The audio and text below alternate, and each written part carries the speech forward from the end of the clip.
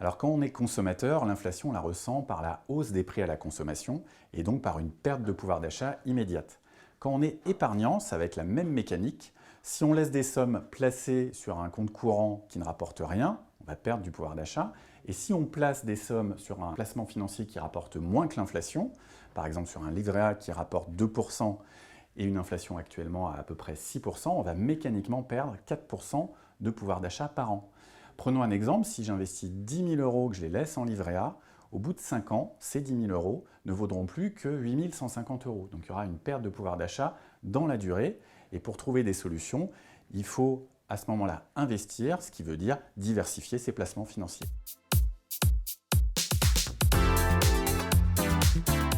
Alors pour protéger ses placements financiers des effets de l'inflation, il ne faut pas seulement épargner, mettre de côté, il faut investir. Investir, ça veut dire choisir des supports un peu plus risqués que le livret A pour aller chercher un potentiel de rendement supérieur. On peut le faire dans des enveloppes très ouvertes avec un large univers d'investissement comme l'assurance vie, sur des fonds actions, sur des fonds obligataires, des fonds d'infrastructure, des fonds immobiliers. Et cette allocation, cette répartition que vous allez faire en fonction de votre profil investisseur, c'est un élément clé pour un investissement patrimonial réussi sur le long terme.